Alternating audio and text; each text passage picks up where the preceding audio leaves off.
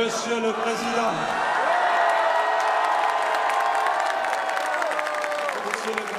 candidat, je suis très heureux de pouvoir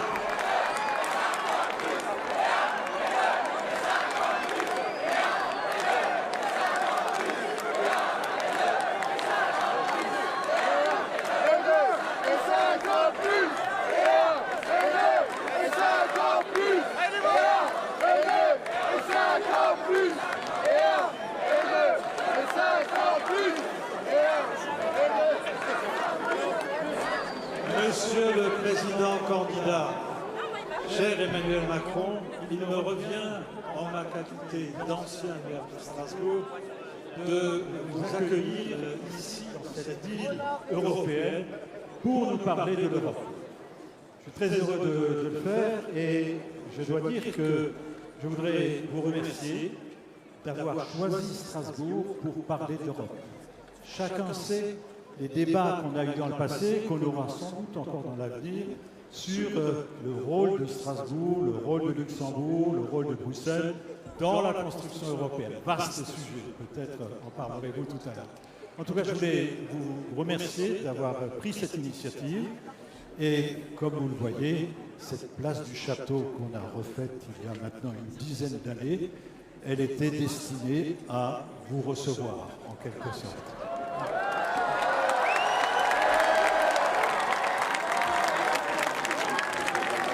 Mes chers compatriotes, mesdames et messieurs, je suis vraiment très heureux d'accueillir le président de la République, candidat à sa succession, et je lui souhaite la bienvenue à Strasbourg, Monsieur le Président. Merci à vous.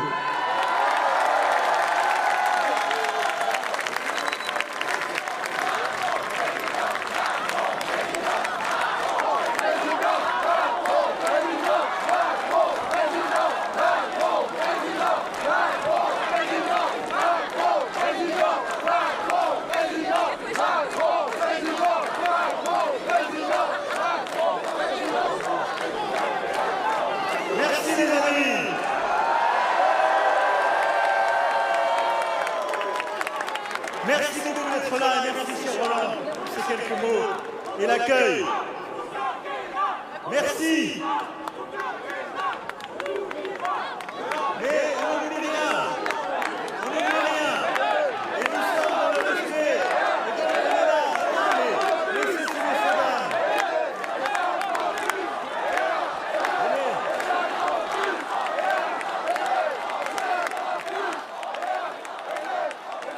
Mais moi, je pense que c'est important dans le calme et un certain esprit de dialogue et de fraternité qu'on puisse échanger, pas dans le cri et les invectives. Pas dans les cris et les invectives. Madame la ministre, mesdames, messieurs les parlementaires, mesdames, messieurs les élus, chers amis, je suis très heureux d'être à Strasbourg ce soir. Ville alsacienne, ville française, ville européenne.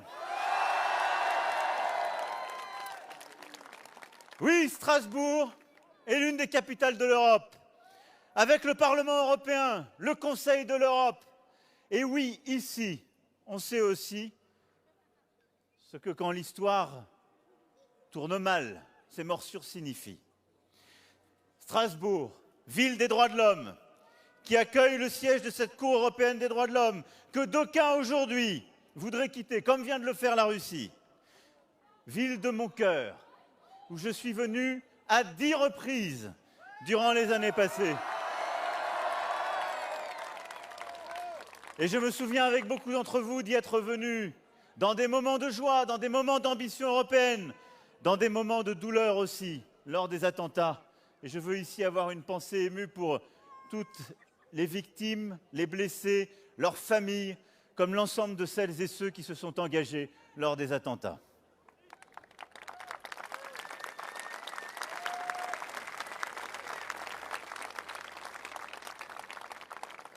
Je veux aussi saluer, en ce mardi saint, celles et ceux dont nous perturbons l'office dans cette cathédrale qui veille sur notre rassemblement. Merci à eux. Ce qui me permet, ici, de redire mon attachement au concordat ici en vigueur. qui régit sur ces terres les relations entre l'État et les cultes dans l'apaisement et la fraternité.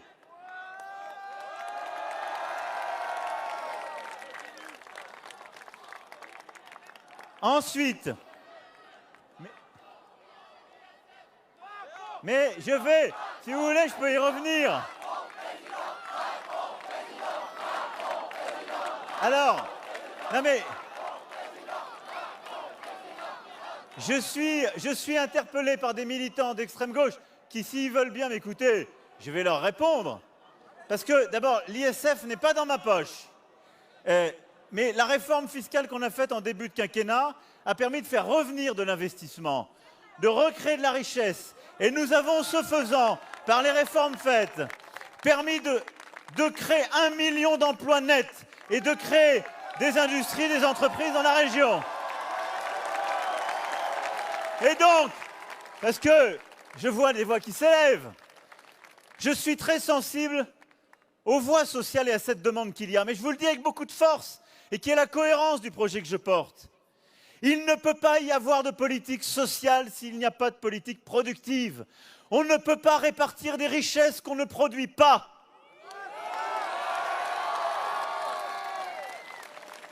Et je remercie nos amis, en plein respect, de discuter, voilà. Mais c'est votre façon de faire. Moi, je vous dis, en toute sincérité, je m'engage pour un projet. Je le tiens depuis 5 ans, et nous l'avons tenu. Et c'est un projet par lequel nous avons investi, nous avons réattiré des talents, nous avons recréé des entreprises, réindustrialisé le pays pour la première fois depuis 30 ans. C'est ce qui nous permet d'avoir la politique que nous avons voulu pour l'école, de réinvestir sur l'hôpital et de relancer la politique sociale. Et nous continuerons de le faire. Et nous continuons. Alors après, je ne pourrai pas non plus répondre à toutes les interpellations, y compris quand il y en a qui jettent des trucs. Donc je vais quand même continuer. Je vais continuer sur le propos qui est le mien aujourd'hui. En plein respect, parce que, monsieur, vous devez toutes et tous respecter celles et ceux qui ont fait parfois des heures pour être sur cette place. Ils vous ont respecté et vous êtes bien traités. Et je le dis parce que nous vivons un moment. Nous vivons un moment. Mais oui, mais Mélenchon, vous avez pu voter la première fois. Mais c'est le principe de la démocratie. C'est le principe de la démocratie. C'est qu'il y a des projets qui sont présents. Et les Françaises et les Français démocratiquement choisissent. Et ils mettent 2 projets, il faut ensuite choisir. Et nous sommes à un moment essentiel où ce choix se fait entre un projet d'extrême droite et le nôtre. C'est ainsi. Et donc sur ce projet, je suis là pour convaincre, avec l'enthousiasme qui est le mien, la ferveur qui est la mienne, le respect aussi à l'égard de chacune et chacun, mais je demande juste à toutes et tous le même respect. Chacun a pu s'exprimer au premier tour, maintenant on doit choisir.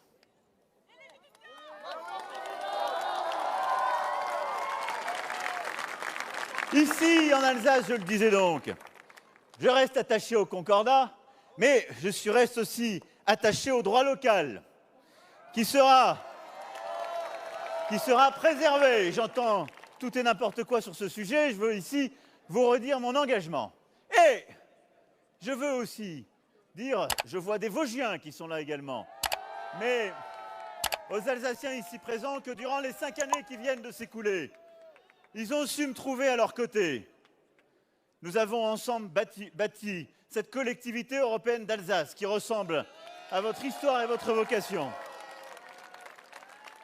Nous avons mis en place un droit à la différenciation dans notre Constitution. Et je souhaite ainsi que partout en France, comme peut-être les Alsaciennes et les Alsaciens s'ils le souhaitent, on puisse choisir de reconfigurer le destin territorial qui est donné, ça ne doit pas être imposé d'en haut, et que cette liberté que la loi a prévue, vous puissiez vous en saisir.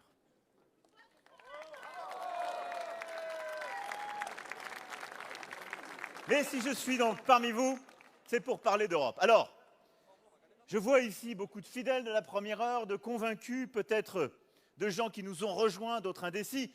J'ai entendu aussi, comme vous, des militants qui viennent sans doute plus les uns de l'extrême gauche, les autres de l'extrême droite. Mais je veux parler à toutes et tous. Nous avons la chance d'être dans une démocratie et de vivre en paix. Et je le dis avec beaucoup de force, ce moment que nous vivons dans notre pays et en Europe est un moment de choix, un moment de détermination. Parce que vous pouvez crier, y compris à bas la République, ce qui est à mes yeux une absurdité. Mais vous pouvez le faire. C'est la différence entre, vous voyez, vivre en France à Strasbourg et vivre en Hongrie.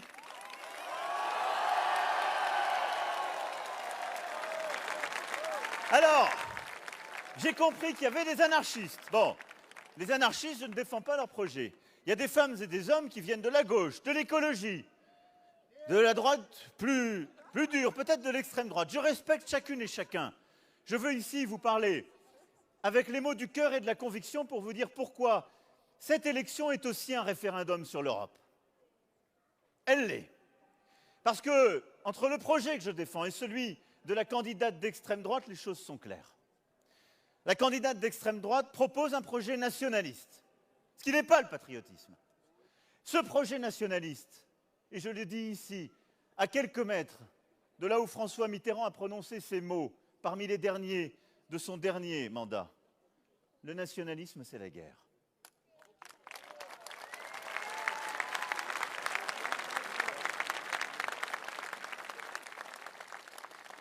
Et donc oui, le projet de l'extrême droite, c'est un projet de sortie du Conseil de l'Europe, c'est-à-dire de notre socle de valeurs et de droits.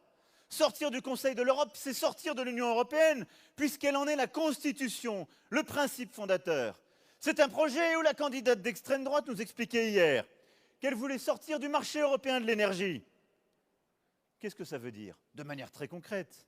40 jours sans lumière par an et plusieurs milliards d'euros d'export de notre électricité qui permet de faire baisser la facture des Français en moins. Une absurdité. Qui peut croire une seule seconde que ces projets seraient comparables sur la question européenne? Qui peut le croire? Et quand je parle d'Europe, je défends ici toutes celles et ceux qui, il y a 5 ans, à mes côtés déjà, arboraient le drapeau européen avec fierté. Je défends celles et ceux. Je défends celles et ceux qui, il y a encore quelques semaines, étaient fiers d'avoir le drapeau européen flotter sous l'Arc de Triomphe. Car notre Europe, c'est la paix.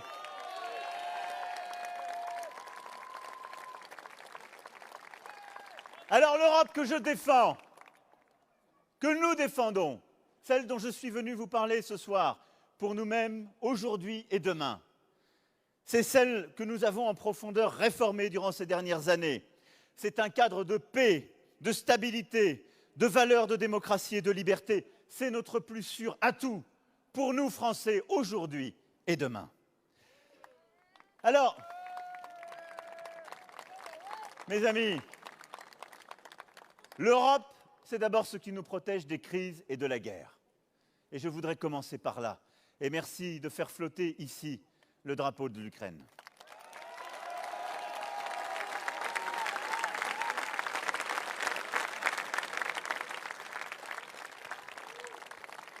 Oui, l'Europe, c'est ce qui nous aide et nous protège pendant les crises.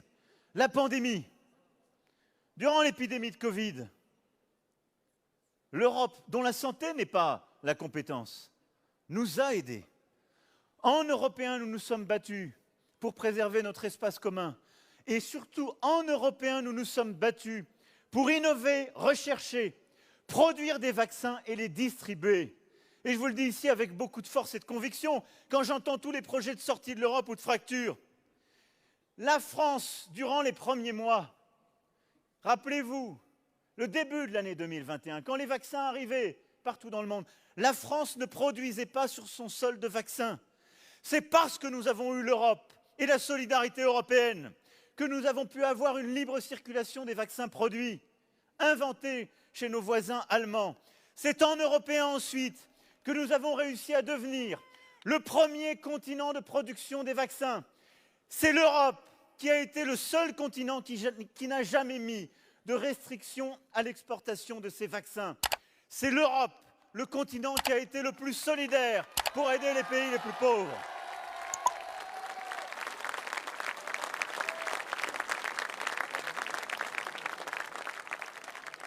Oui, avec l'Europe, nous avons bâti un projet de recherche et de santé inédit.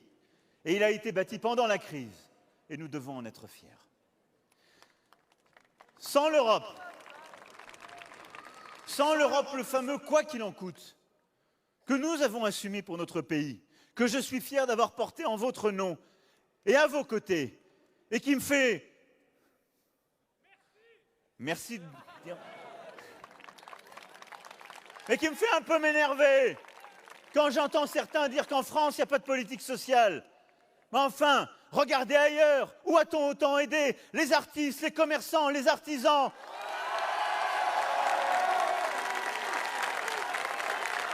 Et nous en sommes fiers.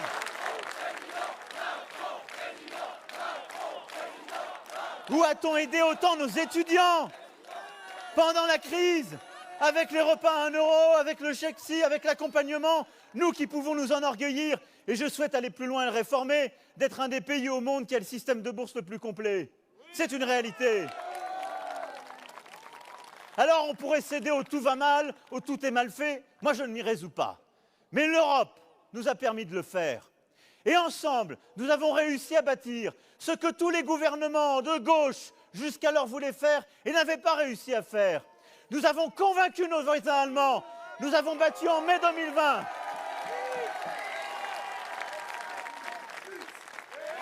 En mai 2020.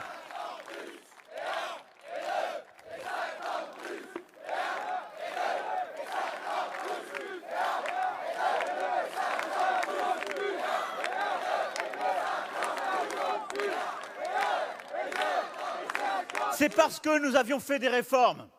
Parce que la France était plus forte, parce que nous étions crédibles, qu'au mois de mai 2020, nous avons pu bâtir un accord historique avec l'Allemagne, puis convaincre les autres pays européens pour en juillet 2020, pour la première fois de notre histoire, bâtir un accord de mutualisation de notre dette future et décider d'investir ensemble pour l'avenir.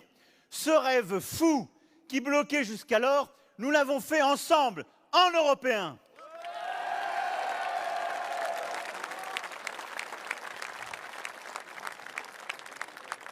Et c'est en Européens, au moment où la guerre revient en Europe, que nous pouvons œuvrer pour essayer de rebâtir la paix.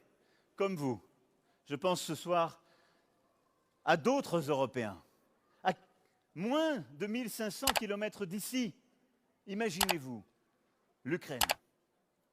La guerre est revenue sur le sol européen. Et toutes celles et ceux qui croyaient que, quand on expliquait que l'Europe était un projet de paix inédit dans notre histoire, on employait les grands mots. Voilà ce qui se passe quand les rêves d'empire et la barbarie reviennent. C'est par l'Europe que nous bâtirons la paix. C'est par l'Europe. Et je vous le dis avec beaucoup de conviction et de gravité ce soir. La Russie a décidé d'agresser l'Ukraine. Elle l'a fait après que nous ayons, pendant des heures, cherché à discuter et convaincre. Elle l'a fait en mentant aux Européens. L'Europe aujourd'hui, par les sanctions qu'elle impose et qu'elle continuera d'imposer à la Russie. L'Europe, par le soutien qu'elle apporte aux Ukrainiennes et aux Ukrainiens. L'Europe, par le soutien qu'elle apporte en accueillant les femmes et les hommes qui fuient la guerre en Ukraine, continuera de se tenir aux côtés des combattants de la démocratie que sont les Ukrainiennes et les Ukrainiens. Merci à eux.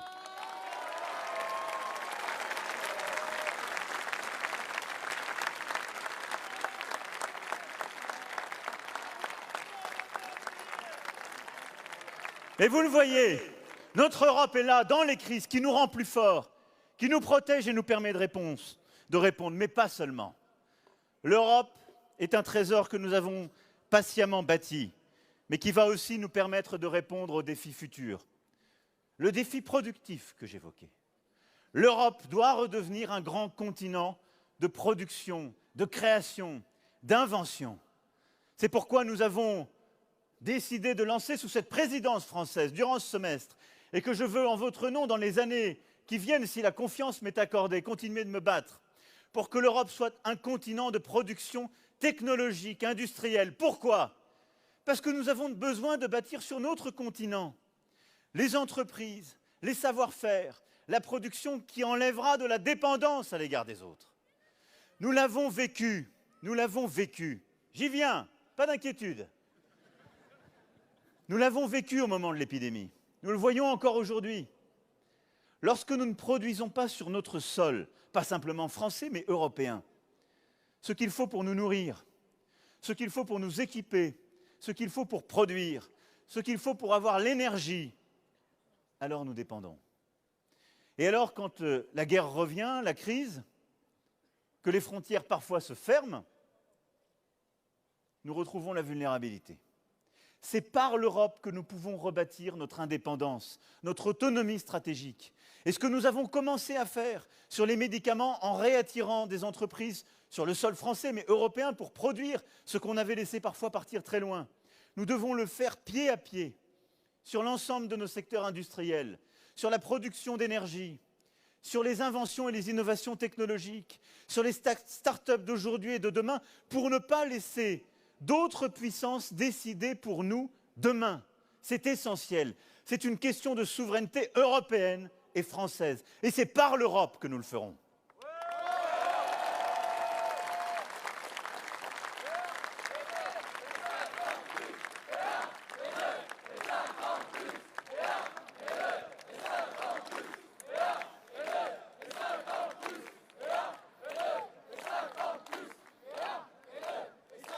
C'est par l'Europe aussi que nous réussirons à lever le grand défi agricole, si important pour la région et pour nous, Français.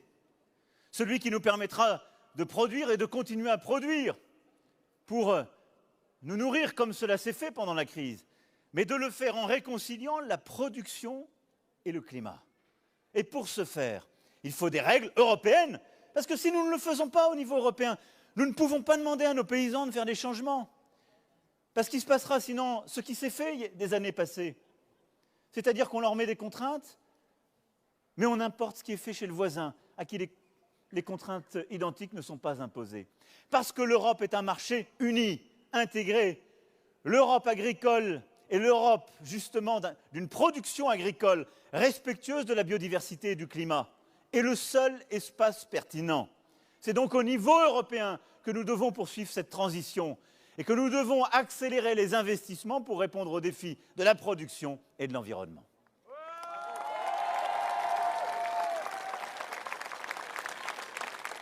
L'Europe, c'est aussi l'espace dans lequel nous arriverons à relever le défi social. J'ai entendu les préoccupations comme vous, j'entends les voix qui s'élèvent. Nous avons des réponses à apporter dans notre pays et nous continuerons de le faire. Mais le défi social, celui des inégalités, c'est aussi au niveau européen que nous devons le reconquérir, le gagner ensemble. Notre Europe est devenue, bien trop souvent, un espace dans lequel on a laissé s'installer les inégalités entre les salaires. Le rêve initial n'était pas qu'on ait les bas salaires à l'Est ou au Sud et les emplois les plus productifs au Nord. C'était qu'on puisse avoir les meilleurs emplois partout en Europe. Et c'est donc qu'on ait un projet de convergence sociale et fiscale qui crée de la justice partout. C'est cela l'Europe à laquelle je crois.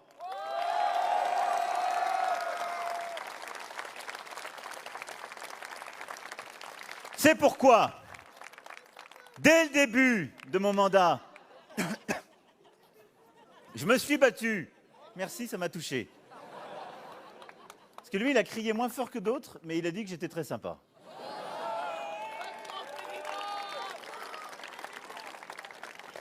Merci.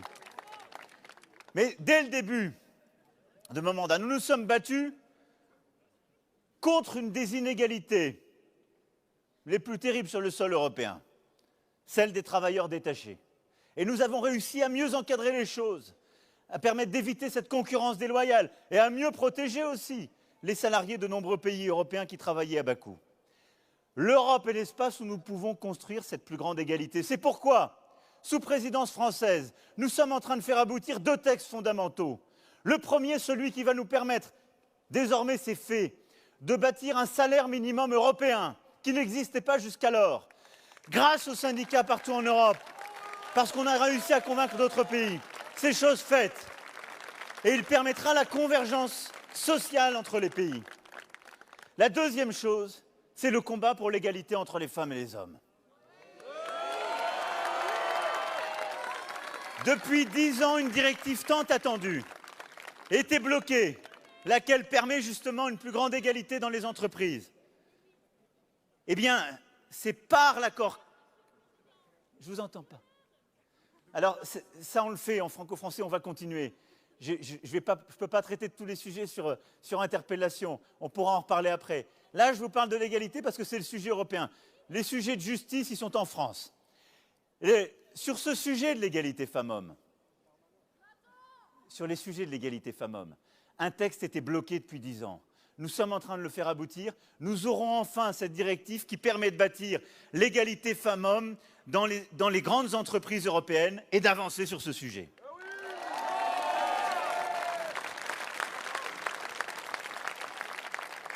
La lutte contre les inégalités, c'est aussi la lutte contre l'évasion fiscale, l'optimisation fiscale. J'ai été interpellé tout à l'heure, je voyais le jeune homme qui était encore par là. Ce ne sont pas que des mots qu'il faut avoir. Il ne faut pas simplement avoir des indignations sur ce sujet. Mais soyons clairs. Si on ne met des règles que dans un pays, je le dis ici, dans une région frontalière, interdisez une activité, mettez un impôt minimal sur une activité alors que votre voisin ne le fait pas. Qu'est-ce qu'il fait? Il s'installe du côté allemand, si les Allemands ne l'ont pas fait. On l'a vécu dans tous les domaines. Et c'est pour ça que je veux vous faire comprendre que sur ces sujets, si on veut faire bouger les choses, il faut le faire en européen. Parce que si on le fait bouger qu'en franco-français, ça ne marche pas. Ça détruit des emplois chez nous, ça en recrée chez les voisins qui respectent moins les règles. Et donc cette bataille contre l'optimisation fiscale, nous l'avons menée pied à pied. Il y a 4 ans, j'ai lancé cette bataille pour l'impôt minimal européen. On m'a d'abord dit non. Certains voisins qui font beaucoup d'optimisation, il faut bien le dire. On m'a dit, c'était une manœuvre dilatoire, on le fera, allez convaincre les autres, allez à ce qu'on appelle l'OCDE, allez convaincre les Américains, les plus lointains. Qu'à cela ne tienne, on s'est battu. Je ne vous cache pas qu'au début, le président Trump a été peu réceptif. Il m'a donc dit non plusieurs fois. Mais l'administration américaine a changé. Le président Biden est arrivé avec une nouvelle équipe et ils ont dit oui. Et cette proposition, initialement française et européenne, acceptée 3 ans après par les Américains, nous avons enfin pu la mettre en œuvre. Elle a été acceptée par plus de 100 pays au niveau international. Et maintenant, nous sommes en train de la décliner en européen. Les textes sont en train d'être pris. Et donc, maintenant, l'impôt minimal partout en Europe sera fait. Ce qui veut dire qu'une entreprise ne peut plus avoir une activité sur notre sol et créer de la richesse sans payer des impôts. Il fallait le faire en européen. On est en train de le finaliser. Et ce sera fait.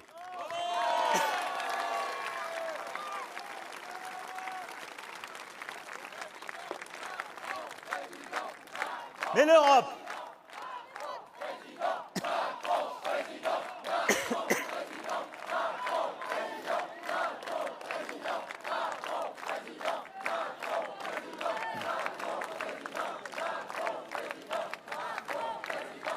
l'Europe, c'est aussi ce qui nous permettra de relever le défi du climat. Je vous ai entendu, mais je ne vous ai pas vu parce que vous êtes dans la foule. Mais je sais que c'est pour moi aussi une préoccupation. C'est une préoccupation pour beaucoup d'entre vous. C'est la source... Non, ça n'a rien à voir avec les SF, ça je vais vous rassurer. Et on peut y revenir, j'ai déjà répondu. Le climat, notre biodiversité, la lutte contre les émissions de gaz à effet de serre, ce défi qui est celui de nos générations. Je le dis ici avec beaucoup de force. Il impose que nous sachions nous réunir. Alors, je sais que pour certains, ils ont trouvé que j'allais pas assez vite, pas assez loin au début de mon mandat. J'entends tout à fait. Non, elles n'ont pas toujours la vérité parce qu'il se peut qu'elles soient militantes. Bon. Donc, non, mais il faut aller plus vite. Mais quand on est président, on doit essayer de tirer tout le monde ensemble. Ce que je veux dire, c'est que c'est le défi de notre génération. Le GIEC nous a encore, à tous, dit d'ici 3 ans, il faut changer le modèle. Et ce que je voudrais réussir dans les années qui viennent, c'est qu'ensemble, on arrive à se réconcilier sur cette thématique. Parce que si on reste dos à dos, on ne pourra pas avancer. Non, mais je suis d'accord. J'en ai déjà fait, je vais essayer d'expliquer mon projet. Je suis prêt à en faire d'autres. Mais je veux le faire à chaque fois en tirant les gens avec moi. Je crois qu'ensemble, on a réussi. Quand je regarde les choses factuellement, ces 5 dernières années, on a réduit 2 fois plus vite les émissions de gaz à effet de serre. 2 fois plus vite. La condamnation qu'on a eue, la France, parce qu'on en a une, elle a été faite en 2018. Je ne veux pas prendre pour non plus tout ce qui a été fait avant moi. On ne va pas encore assez vite, attention, je ne suis pas en train de vous dire que tout va bien. Mais ces 5 dernières années, on a été 2 fois plus vite. Il faut maintenant aller beaucoup plus vite. Donc, vous m'interpellez, je ne vois pas votre visage parce qu'il fait noir, mais je veux vous dire, c'est pas « oui, je veux faire un pas dans votre direction ». Mais en fait, je veux faire un pas dans la direction de notre avenir à tous, parce que c'est une question pour nous tous. Et donc, ce qu'il faut ensemble réussir, c'est accélérer plus vite ce changement culturel qui est la réponse, en effet, aux défis climatiques et de la biodiversité. Alors, on a fait des choses durant ces dernières années. Je les défends quand même. On a été un des pays leaders pour donner une orientation, un cap pour sortir du plastique non recyclable. C'est ce qui nous permet d'être maintenant des champions dans le recyclage du plastique. On a commencé à réussir à développer une vraie filière d'économie circulaire. On s'est engagé sur la biodiversité pour préserver 30% de nos aires marines et terrestres. Et on doit continuer à aller plus loin. Grâce à nos citoyens qui ont inspiré une loi, à nouveau, on a pu aller plus loin en ce sens. Plus loin. Il ne faut pas céder à toutes les simplifications. Ce n'est pas parce que tout n'a pas été pris que 80% de leurs propositions n'ont pas été prises pour inspirer le Parlement et avancer. Et donc, sur ce sujet de l'économie circulaire, sur le sujet de la préservation des espaces et de la biodiversité, sur le sujet du changement des véhicules pour moins émettre, on a accompagné 1 million de Françaises et de Français pour changer de véhicule et moins polluer, et en même temps préserver du pouvoir d'achat.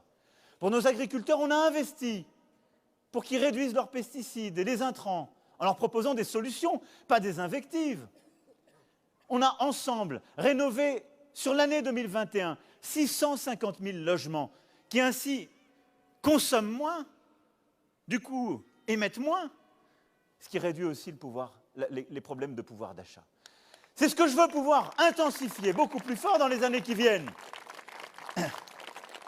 Mais derrière ça, je veux ici vous dire, et je compte encore renforcer, enrichir mon projet sur l'écologie.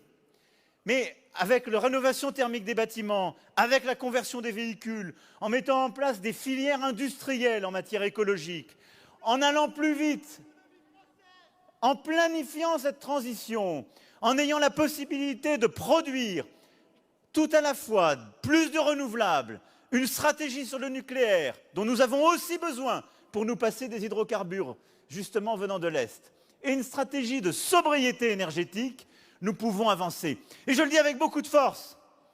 Sur la question énergétique, le projet que je porte est le seul qui permet à court terme de sortir des fossiles et en particulier de la dépendance au gaz et aux hydrocarbures venant de l'Est.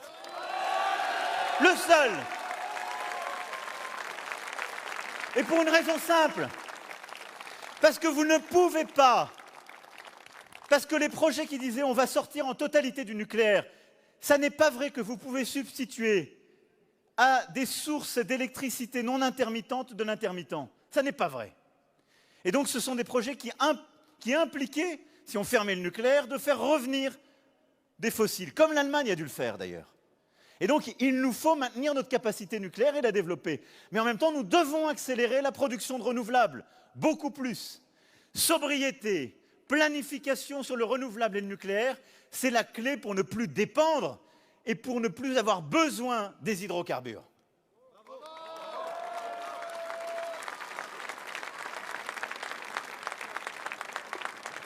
Mais surtout, cette stratégie, nous devons l'avoir en Européens. Au début de l'année 2018, nous, Français, nous étions avec 7 autres États membres de notre Europe à nous battre pour proposer la neutralité carbone 2050. On était très peu suivis, mais qui permet, vous l'avez très bien fait, mais qui est une condition, comme vous le savez, pour qu'on crédibilise. On a réussi peu à peu à bâtir l'unanimité durement acquise à la fin de l'année 2021. Et donc l'Europe est le premier espace, le premier continent qui s'engage sur l'objectif de neutralité carbone 2050. C'est le pionnier en termes de protection de biodiversité. Et nous avons besoin de l'Europe pour développer notre stratégie sur ce sujet aussi. Pourquoi? Et je vais vous le dire de manière très simple. Pour aller plus vite, comme vous me dites de le faire, et vous avez raison, il faut qu'on puisse pousser nos agriculteurs, nos industries à décarboner plus vite. Et donc moi je veux assumer cet investissement plus fort, peut-être plus fort encore que je ne l'avais envisagé, pour décarboner nos routes, nos industries, pour réussir à faire évoluer notre agriculture. Il faut de l'investissement pour ça. Nous avons donc besoin d'une solidarité européenne. Mais il faut aussi que l'Europe ait des règles claires et cohérentes. Comment voulez-vous qu'on demande à un agriculteur de faire des efforts si en même temps l'Europe importe des produits qu'on lui interdit de faire, ou en tout cas à ces conditions-là, du bout du monde? Si nos accords commerciaux ne sont pas aussi des accords climatiques, comme la France l'a défendu, comment voulez-vous qu'on change les choses? Et donc c'est parce qu'en Européen, on pourra imposer une taxe carbone aux frontières. C'est parce qu'en Européen, nous pourrons imposer des clauses miroirs.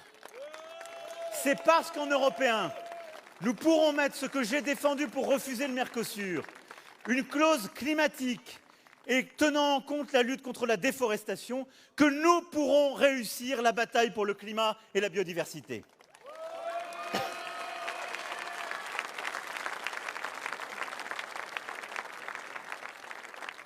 Et donc oui, l'Europe est aussi cette région qui est aux avant-postes de la transition, qui nous permettra d'investir davantage et qui nous protégera de la concurrence déloyale en matière climatique. C'est pourquoi nous avons besoin de cet engagement européen. Et si les Françaises et les Français me font confiance, je le porterai.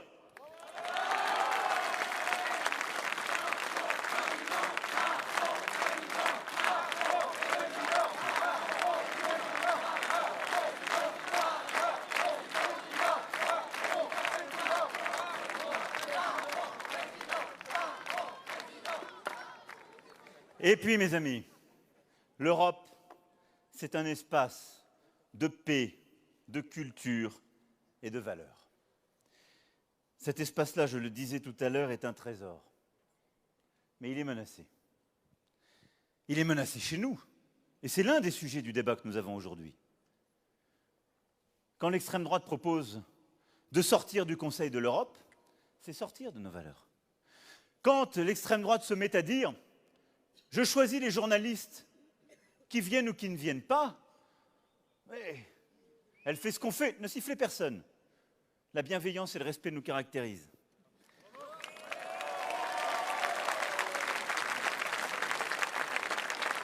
Mais elle fait simplement une chose, la même chose qu'on fait aujourd'hui en Hongrie, c'est-à-dire méthodiquement, progressivement, réduire, dégrader les droits.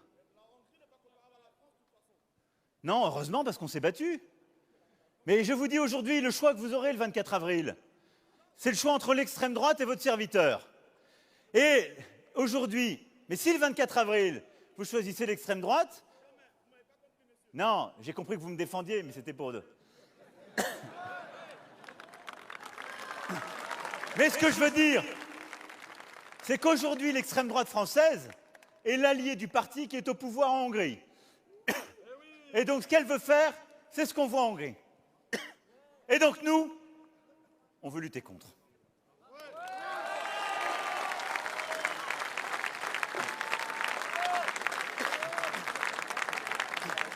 Et donc, le combat que je veux mener en votre nom, c'est ce combat pour nos valeurs, notre culture, nos étudiants, notre jeunesse. C'est le même combat.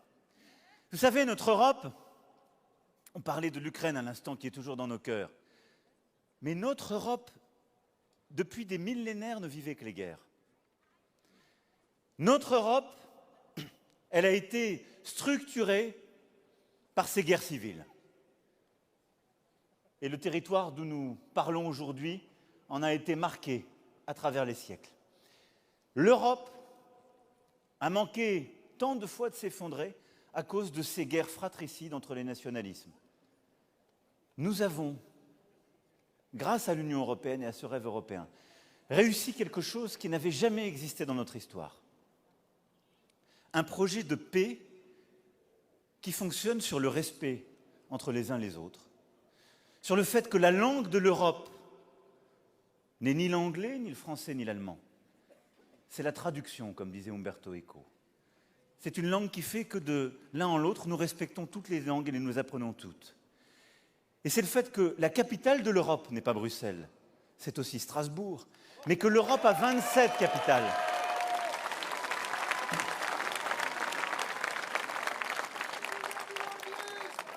L'Europe, qui est la nôtre, n'est pas une alliance de nations qui veulent se faire la guerre, ou qui voudraient faire la guerre à quelques autres. C'est un projet de respect qui a mis fin aux rêves d'empire qui nous avaient toujours fracturés. Et les rêves d'empire reviennent, c'est le rêve de la Russie, aujourd'hui. C'est le rêve de certains autres, c'est le conflit de celles et ceux qui voudraient nous faire croire que la solution pour la France, c'est de sortir de l'Europe, parce que ce serait d'aller combattre d'autres Européens, de se pousser contre eux. Nous devons donc défendre le trésor qu'est ce rêve, le miracle que nous avons fait advenir, que nos aînés ont fait advenir, mais qui aujourd'hui est menacé par le retour de l'extrême droite et des nationalismes.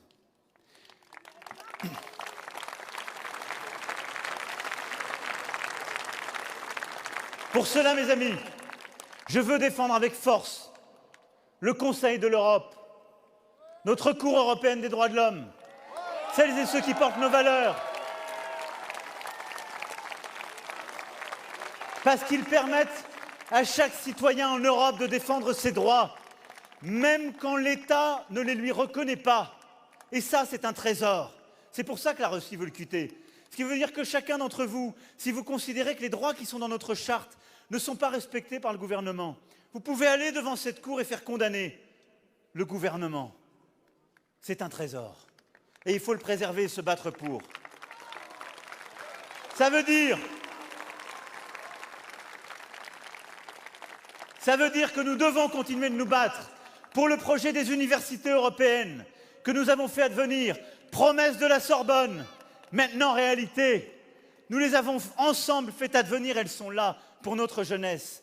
Nous devons nous battre pour que les Erasmus se multiplient, que nos jeunes connaissent l'Europe, la partagent et la vivent. Nous devons nous battre pour une Europe de la culture, des artistes, de la création,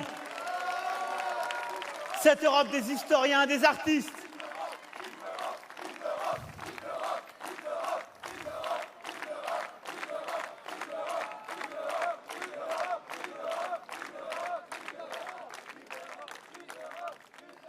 Oui, ce Vive l'Europe est un cri de ralliement, un cri d'espoir et de fierté. Mais je l'évoquais il y a quelques jours en parlant de notre pays, et je dirais la même chose pour notre Europe. Ne vous habituez pas. Ne vous habituez pas. Ne considérez pas que l'Europe est un acquis et que ce combat pour l'Europe serait le fait de quelques-uns qui auraient ce luxe. Ne vous trompez pas. L'idée européenne que nous avons fait avancer, cette Europe que nous avons contribué à transformer et renforcer ces dernières années, est menacée. Dans son texte, dans son avertissement à l'Europe, en 1935, Thomas Mann avait une très belle formule.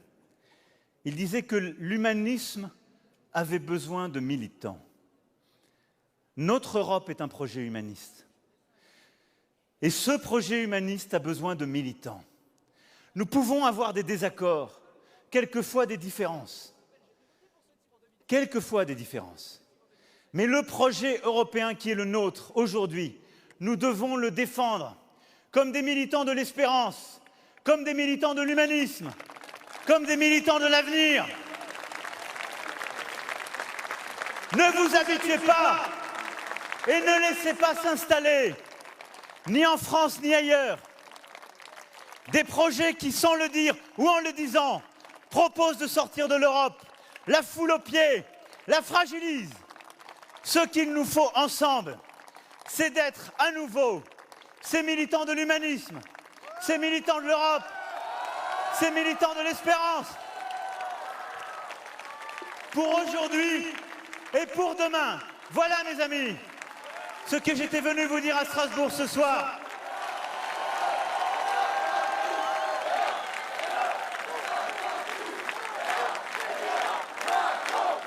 Ce combat, il y a 5 ans, vous m'avez permis de le mener.